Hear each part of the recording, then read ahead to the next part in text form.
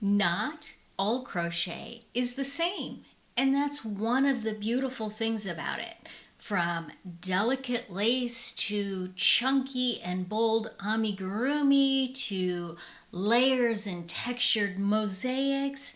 Today we're talking about all of the wonderful different ways that we can do what we call crochet.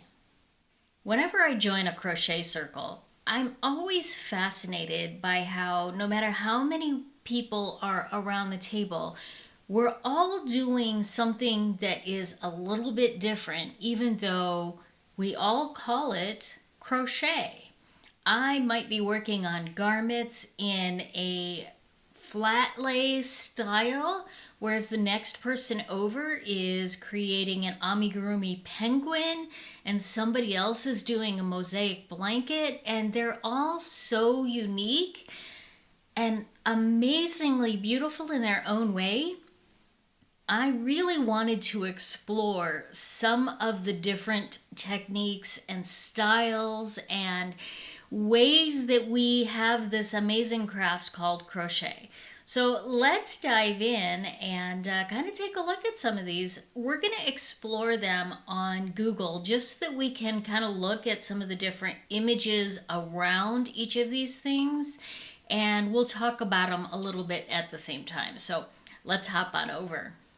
So when most of us think of crochet, we think of things like washcloths or scarves, and that's a lot of times where we first start learning how to crochet. You learn to chain and then you make a washcloth and you kind of graduate from there.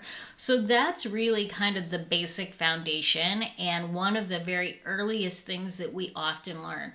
For some of us, we're happy with that and we never really kind of move past that level.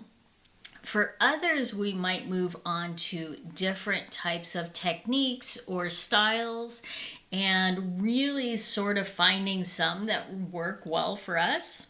Now, for me personally, I do a lot of flat lay. And you can actually get really creative with it. So don't think of it as just washcloths. And frankly, if all you ever do is washcloths, there's nothing wrong with that, girl. So be okay with whatever style it is that you're doing, and it's all good. That's one of the things that I love about it. It's kind of like painting. You might paint with watercolors, you might paint with oil painting, you might do spray painting, you might do like I am so bad with the different types, modern painting or impressionist painting, and it's all painting, but there are so many different styles to it. So crochet is no different. Let's check out another one, for example. Another really fun type of crochet that is generally considered a kind of a flat lay crochet is freeform crochet. And this is where you don't have any sort of rules or restrictions on what the kind of outcome is. So you might crochet a chain and then attach it so that it does an angle, and then you just do all kinds of fun, beautiful shapes. So it's very I don't know. I don't know what the word is. I love the look of freeform crochet. It kind of gives you a little bit of that boho, sort of hobo vibes. And I just think the different patterns are stunning. Now, I recently started exploring some different tutorials for how to do freeform crochet. And it sounds sort of odd to think, okay, well, the freeform, the idea here is there are no rules, so therefore, why would I need a tutorial? But it does help to at least kind of give you the initial steps of how to do this. And then you can take it from there and really go off the rails and do whatever the heck you want. Freeform crochet can be used for things like garments or shawls or bags or just about anything you can think of. There are freeform crochet items made. There are items made with different types of freeform crochet. So it's a stunning look. and it's very unique. And there are not patterns for it because it really is just, you know, pick up some yarn and go with it and make whatever it is that you feel like today. So, yeah, you can match colors and have them look, you know, fairly monotone, or you can go with bright, bold, just crazy colors, and you can do all the things and have so much different fun with this. All right, let's move along to the next one, which is mosaic crochet. Now, mosaic is bold color work. Mosaic crochet generally uses just single and maybe double crochet. So you don't need to learn a lot of different stitches to do mosaics. And then it does color work using one or two strands or two or three strands of colors, different colors to kind of overlap and create different patterns. And you can see looking through some of these patterns, there's all kinds, there's geometrics, there's some kind of more southwesty. So you can even create these really stunning graphic looking items that have pictures in them and do some really fun, exciting types of work doing mosaic. Now, I have dabbled, I kind of keep talking about, oh, I'm going to do mosaic one of these days. And I start about a coaster size, and then I'm like, yeah, no, I got to think about this too much, and I move on to something else. But I think that all of the different projects that can be created with mosaic are absolutely lovely, and I would love to have the kind of patience and detail that could make these amazing projects. So I got to know, are you a mosaic crocheter? Is that something that you do? Is it something you've done and you're like, okay, I've done one, I'm good, I don't need to do any more? I would love to find out. Now, filet crochet is what I kind of consider the OG. Like, this was what started crochet in its modern version. I don't know if you know a lot about crochet history, but crochet in forms has been around for centuries, many centuries. But modern crochet, what it is today, has really only been around since the 1800s. So it's actually a very young sort of craft in that sense. And it got started in its modern form as a way of inexpensively replicating elegant, expensive lace. And so that's where we come up with filet crochet, because it was used for things like doilies and lace collars and just really beautiful things. And now these amazingly stunning pieces are coming out.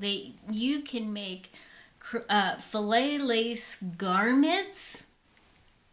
They're just amazing and stunningly beautiful. Or you can make, you can still go with the lace doilies or lace pillows. This is actually a vintage one. You can do lace wall hangings or something like that, and just really unleash your creativity. So there are really amazing ways to do this, and you can create graphics within your filet piece so that it's not just basic geographic shapes, but we get these really fun patterns. And this is a filet doily with a little duck scene, or I love this bee shawl. And all of them are just really beautiful. Here you have some more of the traditional sort of geometric shapes. You have all kinds, you can do words in them. So this one says filet. It's just a really fun type of crochet. And in fact, I have on my to-do list this particular top, which is a form of filet crochet. So even though this one doesn't spell anything out or create any images, it is still considered filet crochet. So I'm really excited on trying that out and seeing how it goes. Now, if you're the kind of person that's like, I want to give knitting a try, but I don't know if I really want to give up my crochet, you can absolutely try Tunisian crochet, which is sort of a cross between knitting and crochet.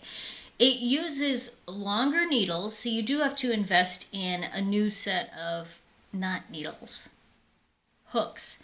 It uses a longer set of hooks, so you do have to invest in more equipment.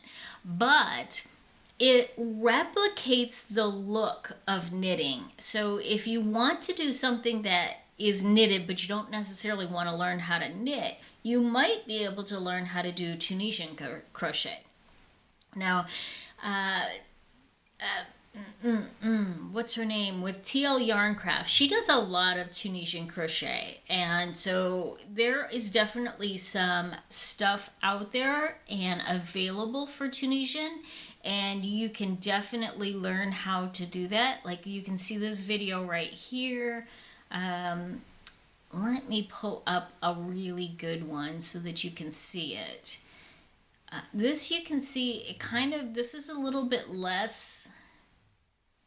I'm trying to get a good picture here for you. Let's go back.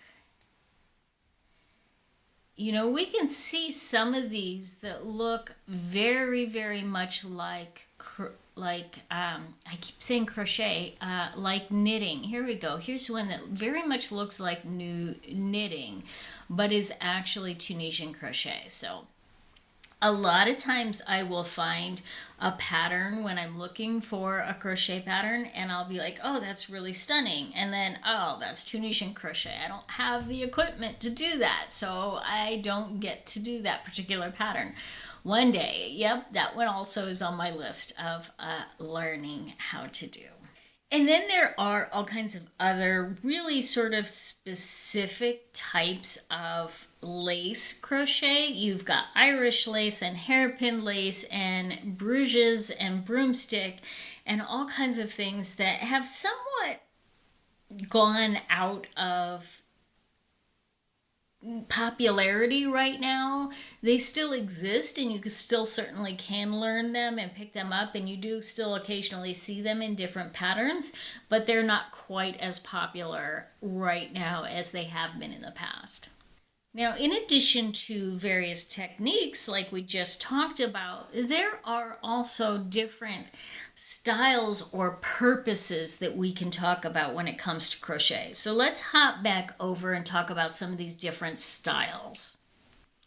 Okay, the first one that I would totally miss out if I didn't mention first, because it is the most popular one right now, is granny squares.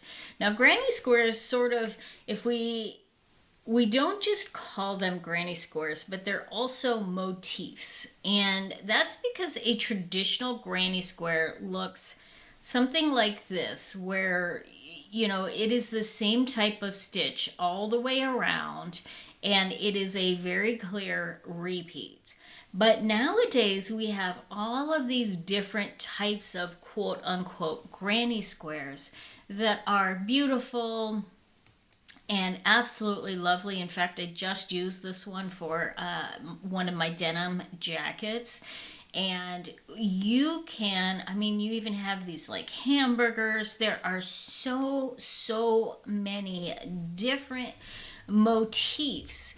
We sort of classify them all as granny squares, but if we're being true, this is the original, the OG granny square, and the rest of these are just square motifs. Correct me if I'm wrong about that, but that is my understanding of the way these work. Now, granny squares or granny square motifs or motifs, we're just going to call them granny squares just to be cohesive and easy that way. They can be used in anything from blankets to garments to hats and scarves and purses. Like, you name it. Granny squares can be used in so many different things. And because they're very easy to learn, it makes it something that a lot of newer crocheters sort of latch onto. The only downside is then you gotta like crochet or weave in all of these ends, and that's often not the funnest things to do. But granny squares are pretty universally easy to learn, and so they're very they are really a beginner friendly sort of item, and can get super fancy. So it's an item that can grow with you. So yeah. And then another popular style is in the round crocheting, and in the round is often used for amigurumi or hats, and sometimes things like placemats or other home decor type items. So even nowadays, we have these blankets that can be considered in the round.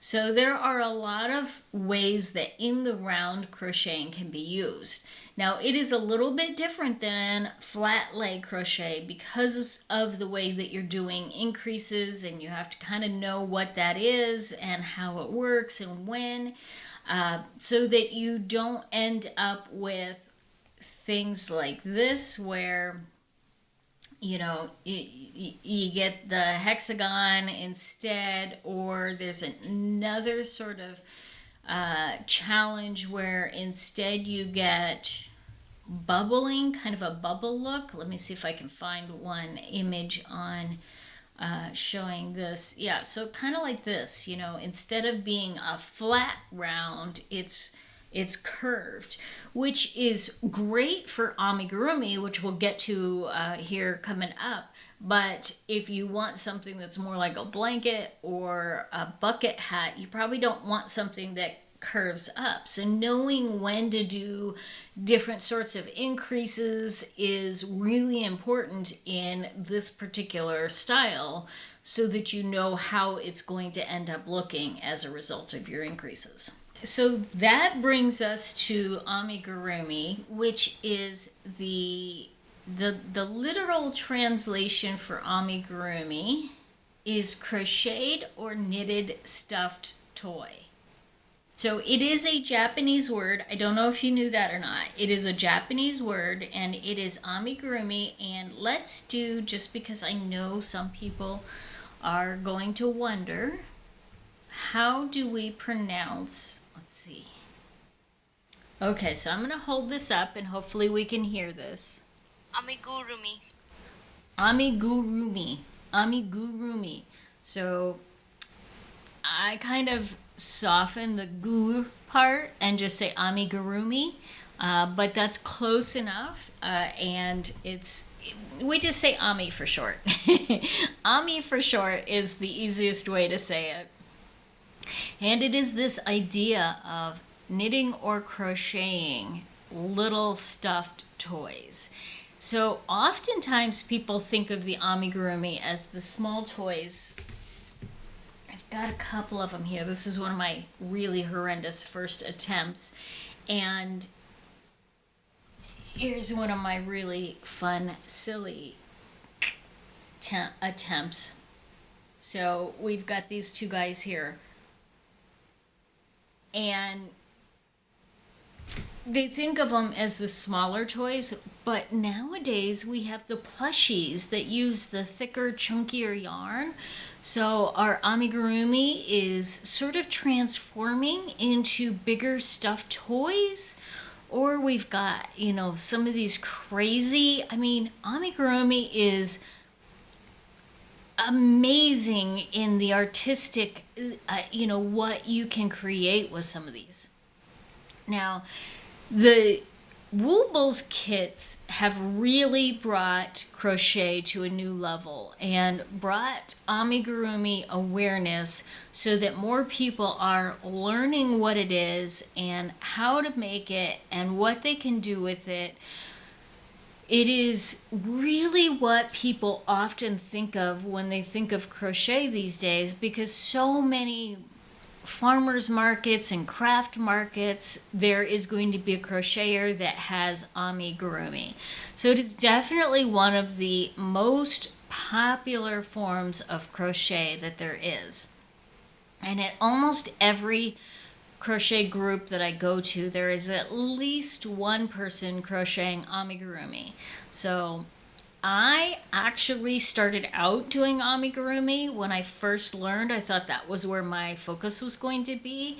And I quickly learned that it is, it hurts my hand. You have to crochet way too tight in order to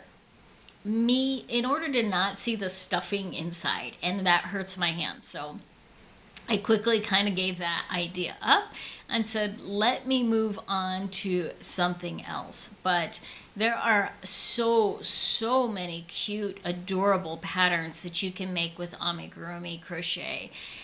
I can totally understand why this is a really popular category. All right, so let's move on to one more style of crochet or structure. Let's call it a structure, and that is tapestry.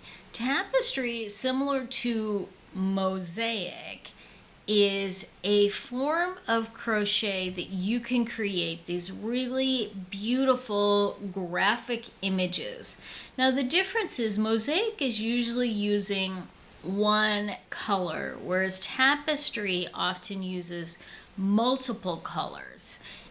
This is an example, and you can see here that you've got the green and then the white and then the black, and you have all of these yellows and blues, and it gets quite busy because you're using multiple skeins of yarn and multiple colors all at the same time, but it allows you to really create these beautiful, stunning pieces.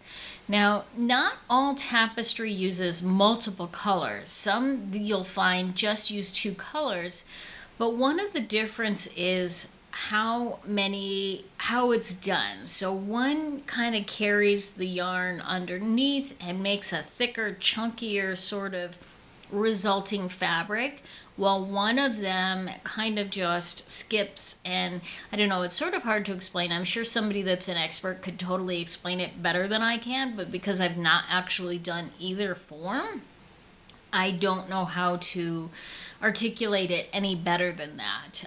But generally speaking, tapestry, you're going to see a heavier piece of material, finished material, with more color options to it.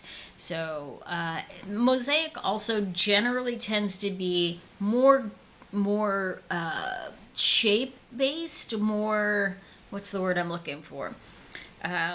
Words today, Nicole. More geometric, whereas tapestry is more graphic, picture oriented, generally speaking.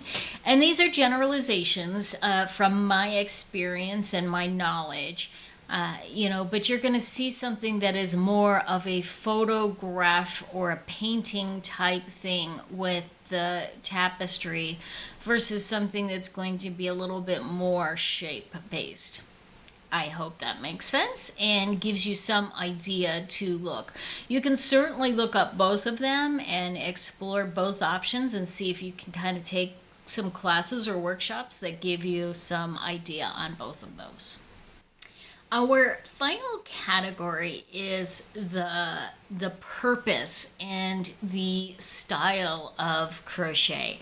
So while we've so far covered the technique and the structure of crochet, now we're going to talk a little bit more about how and why crochet is being used for certain things. So let's dive in a little bit to some of these. Our first sort of category in this concept is lace crochet. And lace is generally considered very light, very airy. So it's going to be used for things that somebody wants to be much more light and airy. I will use it for sleeves on certain garments to create a piece that doesn't have sort of that heavier weight to it. It might be used for, it's very popular for shawls to create something that might have a little bit of warmth just to kind of keep that cool breeze off, but yet doesn't have so much weight, has a little bit more flowiness to it, and those kinds of things. Now, textured crochet is a lot of fun. This is going to be things like your bobble stitches or your popcorn stitches or cables, and it's going to create a heavier weight fabric overall. So it's great for blankets and sweaters and things like that that need to be a little bit chunkier for warmth. And it creates some texture to really give something some dimension and something to really look at and be really appealing. So from that perspective, something with a lot of texture is going to be create something that's really stunning and lovely to look at. Now, as we go back to some of the tapestries, we can create these graphgans and pixel crochet. Graphgans is basically the term that's used for a blanket or an afghan that has a picture on it. So you can do these in any size, any shape. There are actually tools that you can use that create graphic images and tell you when to switch colors for your specific graphgan. So you can literally take any image you want and create a graphgan out of that. So if we see, I've seen graphgans of people's faces. Now those definitely get quite a bit more complex. Here you can kind of see somebody created some, I think these are probably Disney princesses, and they've used graphgan generators to create Disney princess blankets. And literally anything you can imagine. Here's a really stunning dragon eye, or you can just do really crazy shapes, and it's so much fun to look at the variety of things that you can do. Here's one that I was sort of trying to talk about. This person took a photograph of two of their children or grandchildren and made a blanket out of it. Now, how creative is that? Now, time consuming, these graphgans can get really, really time consuming and take a very long time. So a lot of times people will do them as wall hangings instead, or just small lap blankets instead of doing the bigger, larger blankets overall. But just amazing what you can do with these. It's crazy and stunning and beautiful, and I don't know that I have the patience for all of that. And our final purpose slash style slash category are the scrappy crochet projects. These are the things that generally are going to use up the leftover yarn that we have in our stash. And a lot of times I don't do a lot of scrappy stuff primarily for two reasons. One is because I like cohesive look overall, so I generally don't have enough of one color pattern, like all purples or all greens or all cool colors or all warm colors, something like that. So when I look at even doing something like a temperature blanket, it kind of makes my brain hurt because there's too much chaos in that. That's how I feel about a lot of these scrappy projects. However, they are very appealing to some people. The other reason that I don't do them is I generally don't use enough of one type of yarn. So I'm not doing all acrylic blankets, so I have a lot of leftover acrylic. One project's going to be worsted in acrylic, the next project's going to be fingering with cotton. The next project's going to be a linen, sport weight. And so my yarn scraps are kind of all over the place and don't lend themselves quite as much to some of these scrappy projects. But these scrappy projects are so popular right now. I think honestly people are loving them so much that they're not just using their scrap yarn for them, but they're investing in yarn just to make these scrappy projects because they love the bold colors and they love the sort of, you know, just artistic, free-flowing, whatever happens kind of feel of some of these. It breaks the rules and says, I can do whatever I want and, you know, and just have a lot of fun with it. So that is definitely one of the benefits of these scrappy projects is just breaking all the rules and saying, it doesn't matter. I'm going to create whatever the heck I want. So that's sort of a great way to wrap up our different sort of ideas and categories and techniques and styles and uses for crochet. You can literally have this endless, you know, I mean, we could even go down the road of, well, we've got garments and then we have household goods and then we have amigurumi and stuffed toys, and, you know, you can make crochet just about anything you can imagine. So while I focus on garments and occasionally do some accessories, and on a rare occasion I'll do a household item, you might be the kind of person that really focuses on amigurumi and you never make a crochet garment. You know what? It's totally okay.